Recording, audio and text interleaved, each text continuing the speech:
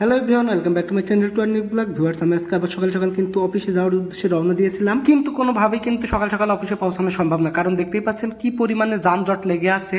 এটি মূলত সমস্ত রিক্সাওয়ালা, অটো রিক্সা, ব্যাটারি চালিত রিক্সাওয়ালারা কিন্তু এই সড়কটি বন্ধ করে রেখেছে, মেন সড়ক মাজার রোডের মাথায়। এখন কোনো বাস কিন্তু চলতেছে না, কিন্তু বাস ছাড়া তো আমাদের যাওয়াও কোনোভাবে সম্ভব না। কোনো রিক্সাওয়ালা কিন্তু যাচ্ছে না ভাড়া নিয়ে, তারা কিন্তু আন্দোলনের ডাক দিয়েছে। তাদের ব্যাটারি চালিত রিক্সা কিন্তু বৈধ করতে হবে, তাদের চলতে দিতে হবে রাস্তায়। সেই দাবিতে কিন্তু তারা মাজার রোডে কিন্তু মেন সড়কটি বন্ধ করে দিয়েছে। জানি না বাংলাদেশে কি চলছে ভাই, এটা দেখে খুবই হতাশ আমি। কারণ সকাল সকাল আসলাম, আজকে সকাল সকাল অফিসে যাব, কারণ স্কুল কলেজে কিন্তু এক্সাম শুরু হয়েছে, তাদের কাছে যাইতে হবে, কিন্তু আমি সেই সকাল সকাল পৌঁছাইতেই পারছি না এই আন্দোলন। আমি জানি না ব্যাটারি চালিত রিক্সাওয়ালাদের দাবির কতটুকু যৌক্তিক, কারণে ব্যাটারি চালিত রিক্সা যদি বৈধ করে তাহলে কি বলবো, গ্রাম থেকে কিন্তু মানুষ এই ঢাকা শহরে টাকা ওরে রিক্সা চালাইলে অনেক ভাড়া, তারা তো এসেই অটো রিক্সা কিনে নিবে, মানে অটো রিক্সায় কারণে কিন্তু হাঁটাও যাবে না, এত পরিমাণে কি আর করা। এসব কথা তো আর রিক্সাওয়ালাদের বোঝানো যাবে না, তারা তো আমার উপরে চটে যাবে। আমি ভিডিও করে নিচ্ছি, আমি ভিডিও করে নিয়ে কিন্তু বাসায় এসে ভয়েস দিচ্ছি।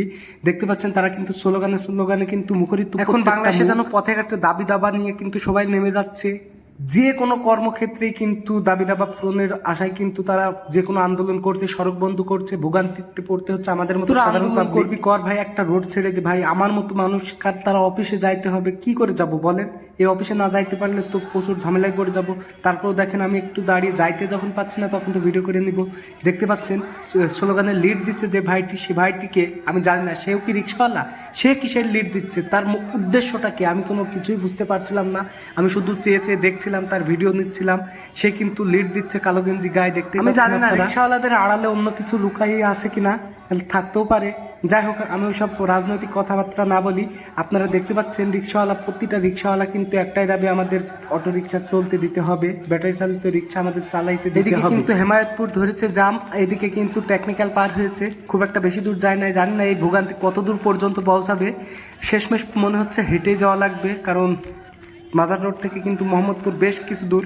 এত দূর তো হেঁটে যাইতে গেলেও জানের জ্বালা। এতটাই কড়াভাবে দাঁড়িয়েছে তারা, যে একটা রুগী ছটফট করতেছে সিএনজিতে, সেই সিএনজিটাও তারা ছাড়তেছে না। বুঝতে পারছেন তার মানে তারা কতটা কঠোরভাবে এখানে দাঁড়িয়েছে।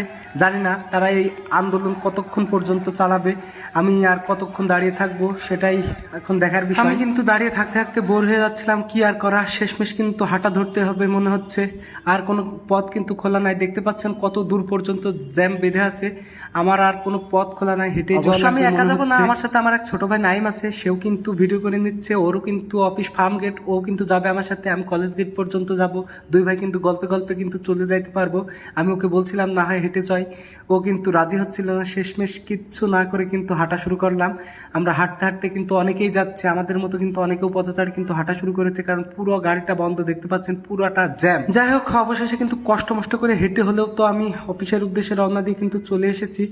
অফিসে আসতে আর একটা কারখানা কিন্তু ঘটে গিয়েছে, দেখতে পাচ্ছেন আপনারা।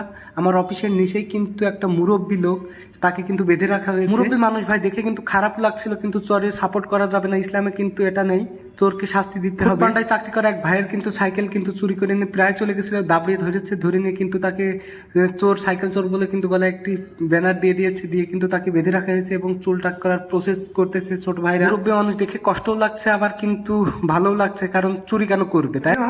আমি আপনাদের দেখাচ্ছিলাম রিক্সাওয়ালাদের আন্দোলন, অটো রিক্সাওয়ালাদের আন্দোলন, এবং একটু দেখানোর চেষ্টা করলাম মুরব্বী মানুষ একজন ছোট ভাইয়ের কি করে সাইকেল চুরি করে নিয়ে চলে যাচ্ছিল, তার কিন্তু বেঁধে রেখেছে। সব মিলিয়ে কিন্তু আমি যেখানে যাই সেখানেই কিন্তু ভিডিও করার চেষ্টা করি, আপনাদের সাথে থাকার চেষ্টা করি। আমার ভিডিও যদি আপনাদের ভালো লাগে অবশ্যই লাইক কমেন্ট শেয়ার করে আমার সাথে থাকবেন।